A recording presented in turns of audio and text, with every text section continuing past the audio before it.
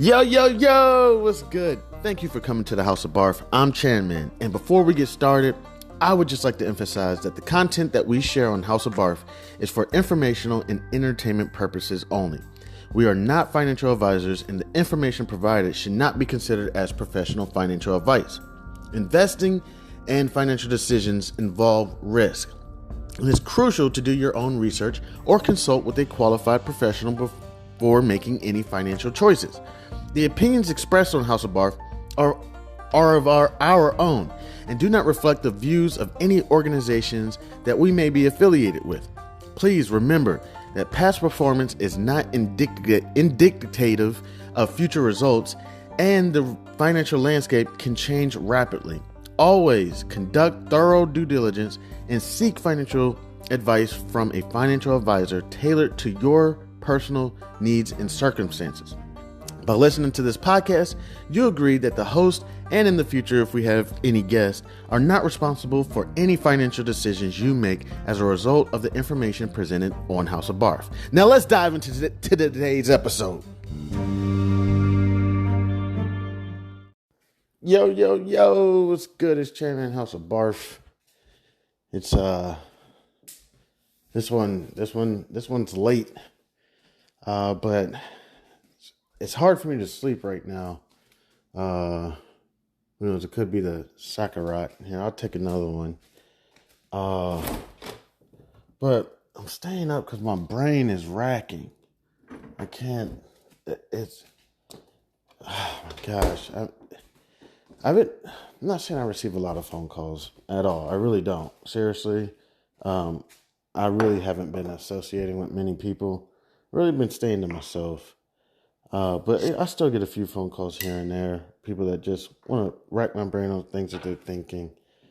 And I'm hearing a lot of... This is one thing that's really funny about when people call for kind of quote-unquote coaching. They call as the expert. So they call to essentially get coaching. But, and this is something I'm working on, my personality. Because I'm like, what the fuck did you call me for? Or what the fuck are we even talking about? Okay, because we're talking, but it seems like you've already made up your mind. It seems like you already know what you're going to do. It seems like, pretty much I'm just sitting here wasting my time and my energy and my breath. No offense, but I'm getting older, okay? And I'm getting older and I'm getting tired and I got shit I got to focus on. Or I got to coach people who are more open-minded, who are open to different ideas or open to listening. Not saying you got to follow my advice, but it's just more so like, what are we doing? And one thing I'm realizing that I'm hearing a lot of is I'm pulling my money out of the market and I'm going to put it in some bank account or something, and I'm going to receive 5% fixed rate, no questions asked. I ain't got to do shit for it. And it's cool when you hear one person say it. Oh, cool. That sounds great. And then I hear another person say it. It's like, okay. You're the second person I heard say this. Then you hear it everywhere. Oh my gosh, 5% interest rate. Just opening up an account at this bank or open an account with this credit union or whatever it is. And then that's when my head starts racking. I'm like, whoa. I just saw a commercial about it. I hear everybody going around talking about it. Now I'm getting scared. And so I'm sitting here thinking, whoa, okay. If everyone is saying this, there's something, trust me, I'm pretty sure that every time this happens, it's not always bad. I think back in the 80s, there was actually, I heard everyone wasn't saying it, but it was more so financial advisors were saying, hey, purchase gold. But supposedly it wasn't all around, and some people purchased gold, some people didn't. Next thing you know, gold prices shot up or something. I'm not sure, but we even kind of had one when I was a teenager. I remember seeing all these commercials. I've been watching CNBC, Fox Business. I know everybody says stay away from Fox. They're terrible. look, I don't care. Okay. I put on the Fox, I put on the Bloomberg, I put on the BBC, if you ever seen this movie called Watchmen, there's a scene where Mr. America or whatever, I can't remember his name, he's sitting on a chair and he has like 50 screens going. That's kind of how I look at TV, except I only have one screen. So you don't want to sit and watch TV with me because it's constantly like clicking. It's like, okay, all right, let me see what the British people are saying. Okay, let me see what they're saying over there in India. Let me see what they're saying over there in China. Let me see what they're saying over there in Japan. I'm constantly like, okay. And it's like, can you just put it on one channel and stop? And it's like, all right, fine, you take the remote. I gotta go. That's kind of how my brain goes. So I kind of remember seeing these commercials, buy gold back in the day. I didn't do it. Gold prices shot up, but I'm starting to get into gold now, precious metals now. But I'm hearing everywhere, you can stack your money here because the stock market essentially is probably only going to do 5 to 10% next year. And you can put your money in this bank account and you're going to get 5% anyways. Let me take a look at who's here. Let me take this Sakura, whatever it's called. I can't even remember what it's called. Excuse me. I want to get a chaser. I'm sorry. But it's starting to rack my brain. And the one reason why it's racking my brain is because a lot of these individuals were getting more than 5% on a fixed income years ago. And I mean, regularly. And people say, no, that's not possible. No. It's not possible. Bonds were only giving out 1-2%. I'm like, okay, if that's what you're saying, but I'm looking at my bond right now and it's saying 7.25%, or it's saying 8.25%. Oh, no, that's not true. Bonds are only giving out 1%. I make this much money and I know what I'm talking about. And I'm like, well, I don't make very much money, but I see what my bond is saying. Maybe I was trading it wrong. I'm not sure. Maybe I was doing it wrong. But I looked at the interest payments. The bond was 10 grand or whatever at 7.25%. My interest payments were however much that is, $700 every 6 months or whatever. Looks like it's making sense to me.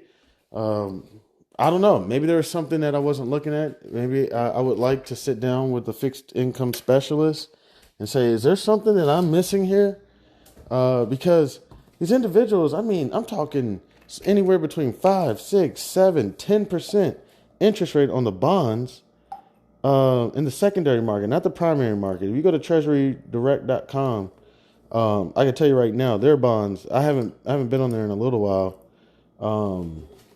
because, my situation is all fucked up. If my situation wasn't so bad, I would, shit.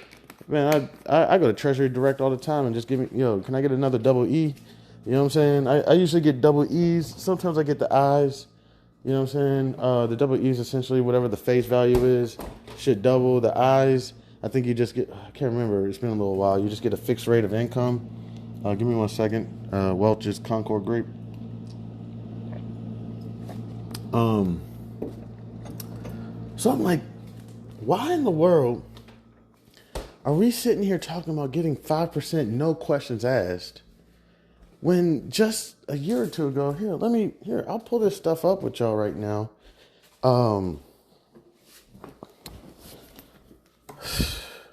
This is the stuff that worries me and it keeps me up at night.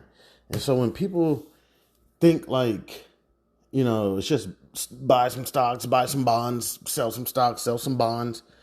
Nah, man, there's like things out there that's just like, yo, we got to solve this. Okay. What institutions are giving out 5% fixed rate of income? Whatever. I don't know. Best high yield savings accounts. And that's one term I'm not a fan of. Whenever I see high yield, but these are high yield savings accounts, which are a little bit different than high yield, like high yield bonds. But the thing is, these savings accounts got to be invested in something to give you that 5% back for you not doing anything. Essentially, I guess this is like the Japan where they're giving out negative rate of returns, where I guess they're essentially trying to pay us to hold the debt. That's essentially what's going on without them saying it. Let me think. Let me see. Tab Bank, never heard of them. SoFi Bank, know them a little bit. UFB Direct, FNBO Direct, CIBC Agility. Capital One's giving out 4.35. Popular Direct, it's giving out 5.35. My Bank Direct is giving out 5.35. Tab Bank, founded in 1988, short for Transportation Alliance Bank, is a technology-driven online okay, yeah, I see it. UFB Direct is giving out 5.25. Okay, and they got more institutions too. Looks like institutions giving out 4%.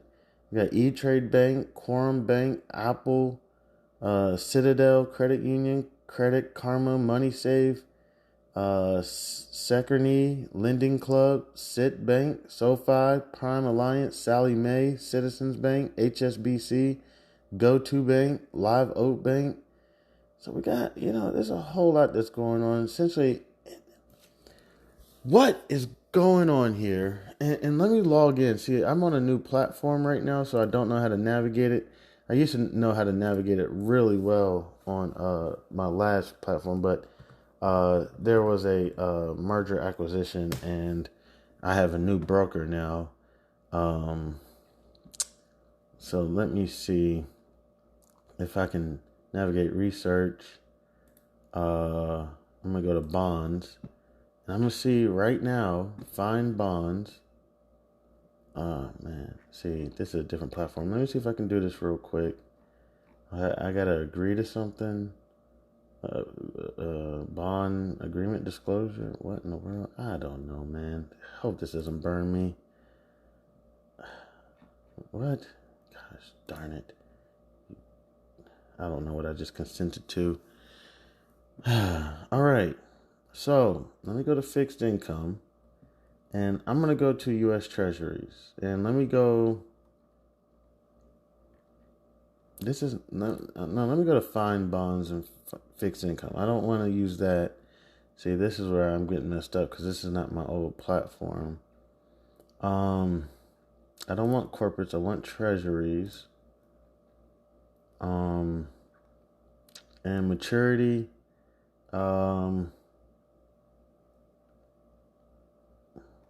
I wish I could just put like a year or something.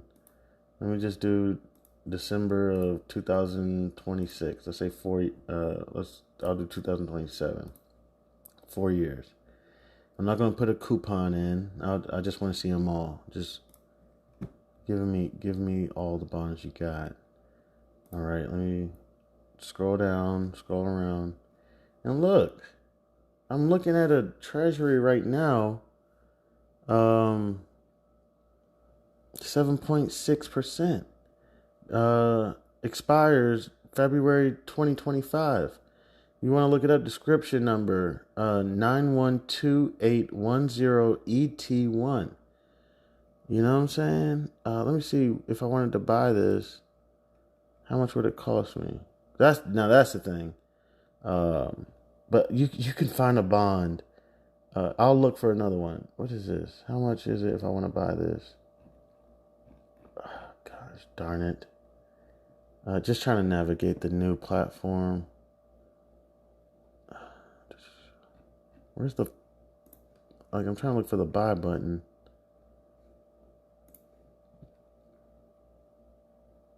Sorry, okay. It's just okay. That's just the view only. No, I don't want to just view it. Right? I'm trying to let's see how can I buy it because I want to get the price because I know everybody's gonna be like, well, that's $103,000. I can't get that, but there's so many bonds out there. You know what I'm saying? You don't have to get the $103,000 one, because that's the one thing you can always get. You can always guarantee that when somebody is unwilling to see some information that's right in front of their eyes, they'll easily just shut it down. Well, look at that. That's 103,000. Well, that's why. Look at there's real quick. There's how many on this page? I can't see. I mean, there's a bunch on this page, and there are so many at 7%, 6%. Why are these view only? Let me see. What if I want? I don't know. For some reason, it's not letting me buy. Not saying I was going to buy it right now, but my math isn't always the best when it comes to purchasing the bonds, because like it'll say something like price is 103, minimum is 5. So if I can get 5 bonds, but I very highly doubt that the bond costs $500. It's going to be more like, okay, I see it. It's $26,000. Is that correct? If I'm correct about that. Okay, so you can get it for $26,000. 7.625. Do you got to get, okay. Oh, okay, the bond is 25. Okay. Let me see. All right. Was it 25? How do they do that? 25 times 103. Is that how they get it? Something like that. Okay. Well, it's essentially $26,675.98. That's going to be the total to purchase this bond off the secondary market. Now, I can't remember all my information for Treasury Direct, but I'm pretty sure Treasury Direct probably has the 5% that everybody's referring to, because that's the primary. This is the secondary market. They probably because the market's closed is why I can't buy it right now, but I didn't even want to buy it. I just kind of wanted to see the price of it if I wanted to buy it. So I'm looking at 10, 15 bonds right here, 7%, maturity dates, a year out, higher than 5%.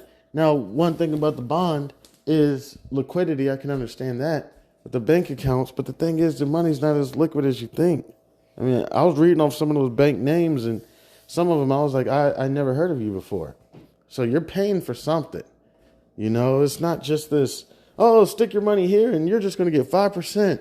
And especially when you hear everyone saying it, that's immediately, for me personally, not saying that it's bad information or not. Maybe it's just me being I don't know what the word is, pessimist or something.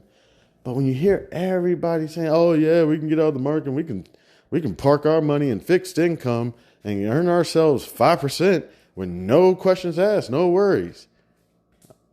Okay, it's cool.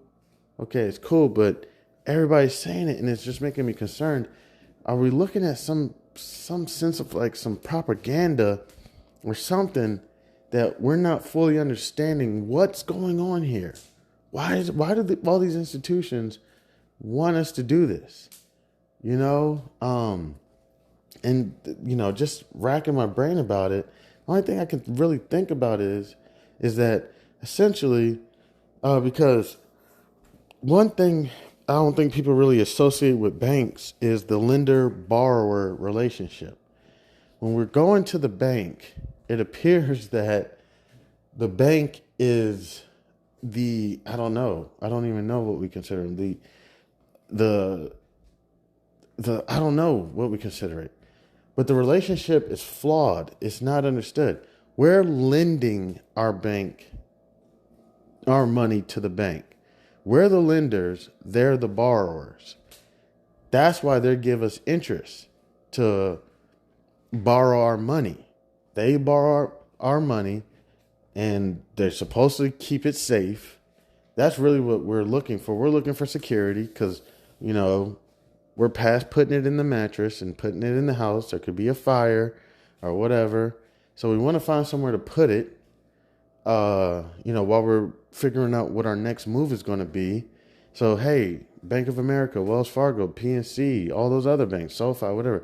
Can you keep my money safe and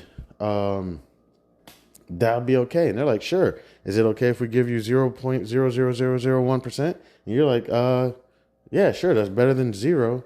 So yeah, cool. We can do that. And now they're saying that we're going to give you 5%. Okay. So essentially, I guess if we kind of thought about it, I was looking at Japan earlier, and they essentially got a negative interest rates. So essentially, they're paying you to take on debt, and it's starting to make me wonder: did we essentially have a negative interest rate? Not negative, because I know they raised it up. It's at 6-7% right now. I'm not sure. And these banks are giving out 5%. And I know there's someone out there who can explain this and make it make sense to me. But essentially, I'm getting to a point where I don't know exactly what I'm trying to say, but it's like,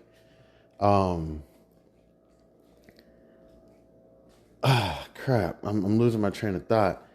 It's like, okay, so I'm giving my money to you. You're giving me 5%. You know, what are they going to go do with my money in order to get 5% back? You know what I'm saying? Because they got to do something. And is it essentially like they're trying to pull all the money out of circulation somehow? You know, because we got a big issue with too much dollars in circulation. The U.S. dollar is very possible how people may say cash used to be king. It's very possible that now cash is trash. You know what I'm saying? You don't want to hold cash. You know, you want to get your money into assets. And right now, the USD is not an asset. Technically, if I'm correct, it never was an asset. There's this thing referred to as fiat currency. It's been done before in multiple nations, and supposedly each nation that took on the fiat currency, they all failed.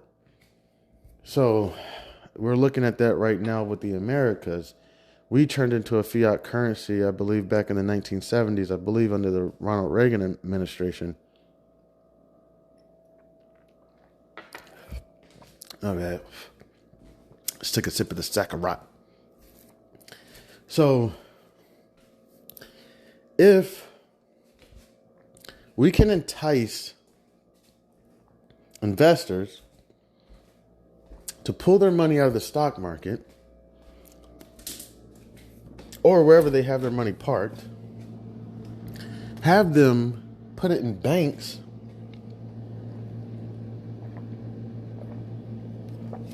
return them 5% on their income, and I'm assuming the banks are saying, look, we've been ripping these people off for years. You know what I'm saying? And we're struggling ourselves. We've had multiple institutions crash. And there's too many dollars in circulation.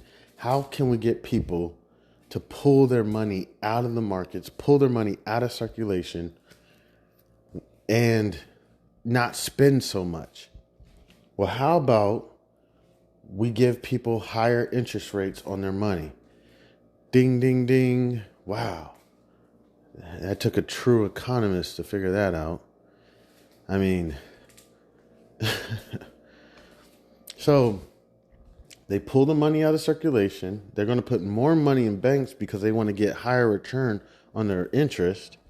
You know, people start to understand interest now. It's not just all about when you want to buy something and you got to pay 3, 4, 5 cents percent interest. It's also when you want to give your money to a borrower and they got to pay you 5%. So they're going to put all their money in our bank accounts, and they're not going to go around spending because they're going to want to get that 5% each month. You know, and the more money they put in the bank account, the more interest they're going to get. And trust me, I'm not saying that I'm correct. It's just, it's starting to rack my brain. When you hear everybody going around saying the same damn thing, it gets kind of creepy to me. Trust me, even when it's, I remember very briefly, it was former President Barack Obama's campaign, Yes, We Can. You know what I'm saying? And I heard, you know, you hear all the blacks going around saying, yes, we can, yes, we can. And then you go hang around your counterparts, your Caucasian counterparts, and I heard them say, yes, we have to. Oh, something just crawled on me. Oh, my gosh. Um, I heard somebody say, yes, we have to. And I heard one Caucasian person say it. Oh, it was nothing. I laid on a rubber band and it stuck to my back and then it just fell off. Um, uh, and then I heard another person say, yes, we have to. Yes, we have to. And then I said, okay. This is something that y'all kind of is in the community and you hear it everywhere. So now I'm hearing everybody, oh yeah, I'm pulling out and going to put my money in this bank account and get 5%. And it's like, dude, you or homegirl, you were getting 7-8% on that bond not too long ago, and you know where to go find more bonds with that interest rate. So why are you willing to settle for 1%, 2%, 3% less? Liquidity. I want to keep my money liquid. Your money's not liquid. Okay, I understand what you're saying. You go to the bank, you ask for a withdrawal, you can get it. I get it. You go to the ATM, you pull it out. Yes, you're right. In that sense, it is liquid, meaning that you don't have to sell anything. Okay? But at the same time, if you looked at banks recently, you know how many individuals recently went to the bank to get their money and it wasn't there? And I'm not saying stick with stocks, market bond, none of that. What I'm saying is we have to think when everybody's going around saying something, and I'm trying to figure out. See, my thing is, if I can figure out what the whales are trying to figure out or the sharks are trying to figure out. See, I'm just a guppy, okay? I'm just a guppy in a pool full of sharks and whales. And all I'm trying to do is clean their teeth. That's all I'm trying to do.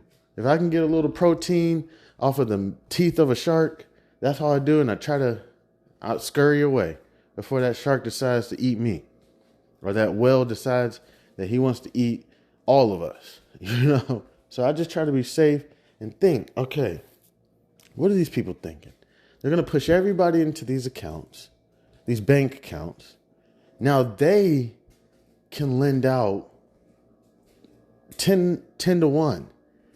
So every person who puts all their money in the banks, they're not spending, they're getting the money out of circulation. Everybody's happy because they're getting 5% for not doing anything, even though they were getting more than that just a year or two ago in fixed income and can get more than that right now in a fixed income, $26,000. I mean, I'm not trying to say anything, but these people, they got more than that. Okay? Not people I'm talking about, but majority of these people, they got more than that. They can park it in the U.S. Treasury real quick. If you want to park it there, I mean, you're not going to do anything with the money for a year or two. That's the whole point of the account, And so the banks can start lending out 10 to 1. We got everybody putting their money in the banks to get that 5%. So they lend out the money. They are giving out interest rates of 8, 9, 10%, whatever, depending on your credit score and your credit, history and whatnot. And then they can also use the money to go invest in their short bonds or whatever they're investing in as well. And then essentially, with everybody pulling their money out of the markets to go put their money in these accounts, then these banks and everybody can go suck up all these stocks and everything and then shoot the market up or whatever it is. The price of housing, land, whatever it is. I don't know this for a fact. I'm just speculating right now, and I hit the record button because I'm like, whenever I'm trying to do some research or something, and seriously, this is keeping me up at night. Like I can't sleep because I'm like, what is next? So what I'm thinking is, for me personally, this may be a great opportunity to invest in companies like SoFi and whatnot, or the banking industry or Visa. You know what I'm saying? Because they're about to take over. They got all the money, giving out people 5%. The market's supposedly do 5 to 10% in 2024. I'm not sure of that as a fact. That was a conversation I was having with some people, and they said they heard that on the radio or something. I said, okay. You know what I'm saying? So I'm trying to think. Okay, so let me buy up possibly these banks, or whatnot. I understand that we've been on a bullish run. One thing about this bullish run, yeah, it's been bullish for about 8 weeks now, whatever. Okay, but I mean, seriously, I don't even really remember the recovery from COVID that well. I feel like we're just now getting like. Now the investments are getting to a point where it's like, okay, I'm finally getting back into the green. So as soon as people get back into the green, then they're going to want to sell their stocks or whatever, their mutual fund, ETFs, whatever they want to sell, and then go put it in a bank account to receive 5% after all that waiting. Oh my gosh, this has to be. I don't know. This doesn't seem right. It seems like I'm watching a scam happen right in front of my eyes, and there's nothing I can do about it. There's nothing I can do about it at all. It just. I hope I'm wrong, and I hope that people are like, no, it's not what you think. It's not what you think. This is what's really going on, and there's something so much more Pleasantville-like, So yeah, I'm just trying to rack my brain on how can I play this correctly, okay? Which obviously one thing is try not to pull all your money out of the stock market right now. The banks and everybody, the institutions are about to buy this thing up. All right, I mean, I could be wrong, but right now the Federal Reserve is not probably printing out any more money. They need to get the money out of circulation. Unemployment is, I'm pretty sure, still at a pretty good rate, probably 3-4%. That's approximately, I don't know, was that like 300,000, 400,000? I'll just round it up to 1 million people who are still out of work, me included. That's money that's not in circulation. Me, I'm not really helping that because I still, I'm messing up. I still, been at the bars and whatnot. I still been shopping. My money is depleting. So I'm not really contributing to the unemployed people who aren't spending. Seriously, I'm getting it together. I'm almost out. I'm almost out. I'm almost out the game. But yeah. So you got the unemployed people who don't have money in circulation. That's more money that's out of circulation. Then we can get 5% on bank accounts and whatnot on these accounts. Everybody pulls their money out of circulation. And then the banks have all the money, so they don't need to go to the feds to be like, hey, can y'all print some more money? Y'all got all the money, and happily, not even got all the money and people are like, hey, where's my money? People happily said, here, take it. Oh man, This would have not racked my brain if I didn't hear so many people, hey, yeah, I'm going to pull the money out of the market and I'm going to go ahead and put it in this bank account. You should do it too. That's what really triggers stuff. When people are like, you should do it too. Then it's like, huh? It's like, yo, I think you drank the Kool-Aid. Like, you know what I'm saying? You got to be very wary of this. You got to play the game correctly. So, yeah, I just thought I would just hop on the mic and just share. And again, it's not advice. This is speculation. I'm just trying to figure everything out. It's racking my brain. And very intelligent people. To me, these are intelligent people, but their voice is the same voice. You know what I'm saying? It's the voice you hear on television, on CNBC, So I'm just trying to figure this all out. I'm pretty sure a lot of institutions have lowered their amount that they have in stocks, and they're probably starting to go to these fixed incomes and whatever. But I'm sure there's more to it. I'm sure there's more to it that we're not even thinking about. And then what happens next? What happens next? Then the stock market starts to shoot up, right? Oh, you can make more than 5% in the stock market. Then what does everybody do? They pull their money out of the banks. They try to transfer it back to the brokerage. Market's going up. And then guess what the market does? Then everybody hits what? The sell button. Oh, the market's crashing. But bear market, sell, sell, sell, sell, sell. They lose all their money. So guess what? They happily lost all their money. Now, the banks, institutions, feds, everyone owes these people nothing. Don't you remember that 5% we were giving you on your money? Yeah, that was great. Essentially, it's almost like a trap is being set up. And we're all just about to go ahead and happily, hey, yay, we're about to dive into this trap. Because the thing is, you got to get the money out of circulation. You got to get it out. How are we going to do this? You know what I'm saying? We got to do this with people being with a smile on their face. Hey, yeah, I lost all my money, but for some reason, I'm so damn happy about it. And it's like, how did you do it? Well, they told me to put my money in the bank account to get a 5% interest, and I did it. And then next thing you know, the market was shooting up, and I thought I could go ahead and hop in the market and trade. And then the market crashed, and I sold. And now I don't owe anybody anything, and they don't owe me anything. And it's just like, man, I think that could have been played a little bit better. Maybe even, I'm not saying to follow this advice. Maybe even if you would just held your positions, very possible. It's very possible. Held your positions, maybe put a hedge on them.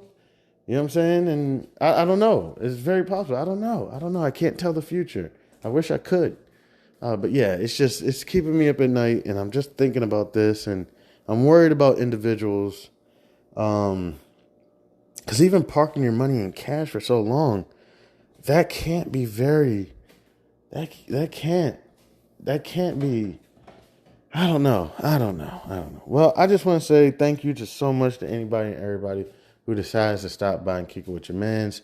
I'm letting y'all know this isn't just me just trying to trade some stocks and bonds and some Forex. There's more that goes into it.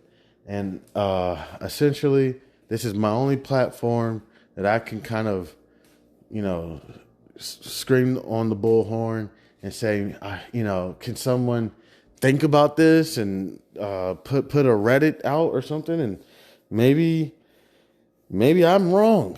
Maybe I'm wrong about this. Maybe I got the wrong idea. I'm wrong about a lot of things. You know what I'm saying? But that's what it's about. It's about making mistakes, being wrong. That's the one thing about House of B.a.r.f. I'll say real quick. This is not about me being right. Okay, this is all about me making bad decisions, being wrong, making mistakes. But because the thing is, let's just say House of B.a.r.f. does well and takes off, right? There's actually some person that comes across it and says, hey, I really like this. We want to give you sponsorship, right? And this thing starts to take off.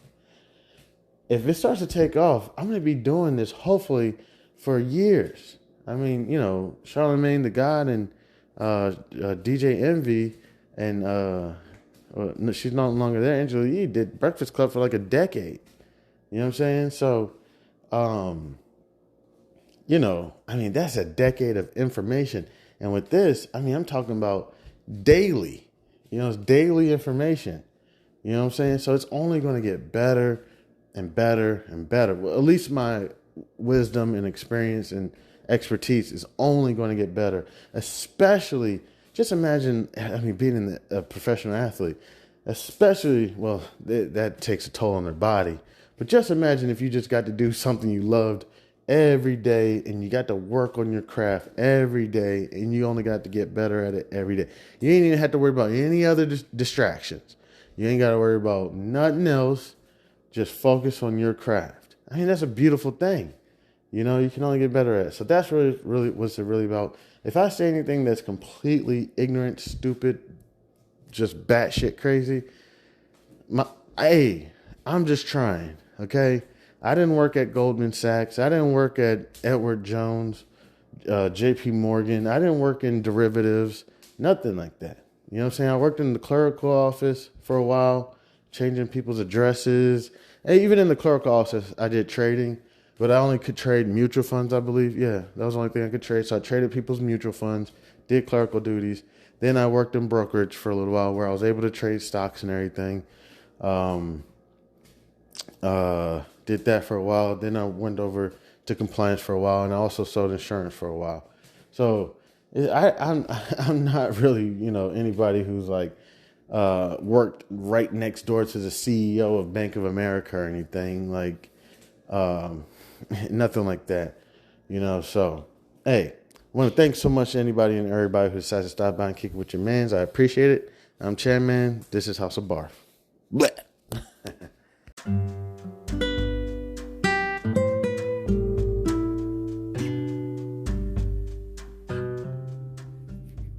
I am thrilled to introduce you to an exciting new storybook journey that I believe will capture your imagination.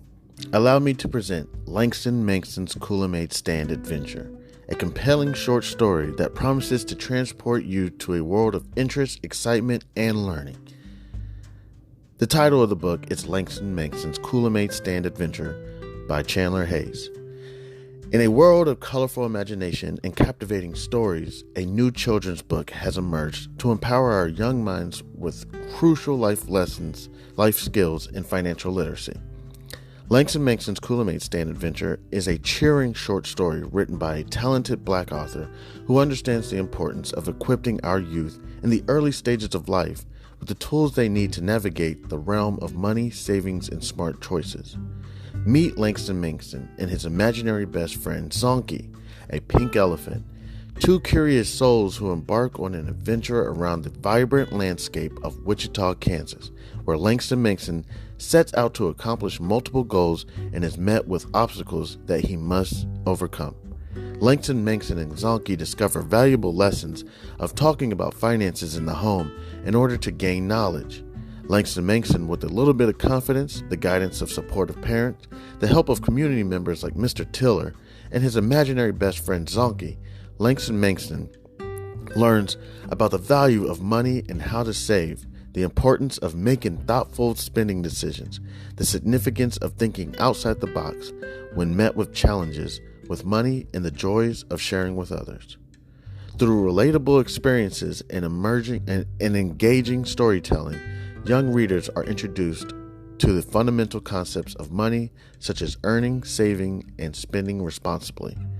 Langston Manxon set savings goals, teaching children the importance of planning for future needs and dreams.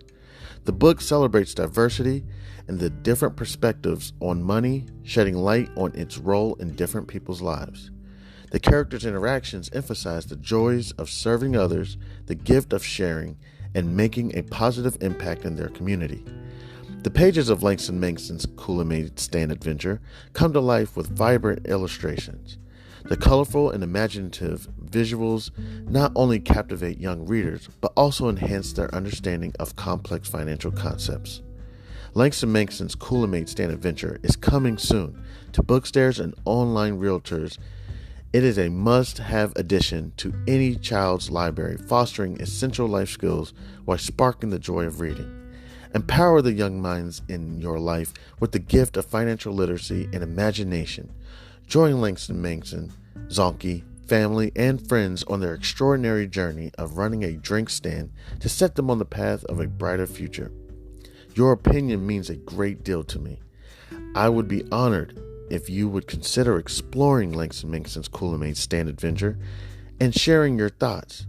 Your feedback could play an invaluable role in shaping the future of this project. If you have any questions, comments, or would like to discuss the book further, please don't hesitate to reach out to me.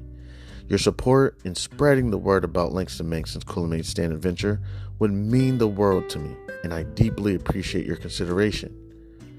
I am a passionate advocate for financial literacy. Me, Chandler Hayes, and am excited to join the community of storytellers. With a background in finances, I am driven to inspire children to embark on their own adventures of learning and discovery through the power of literature.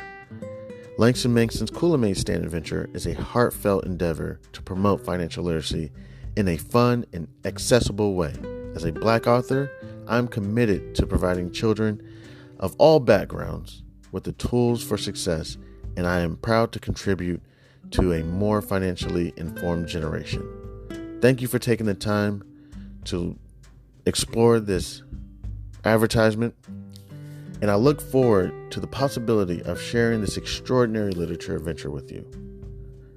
Please feel free to contact me.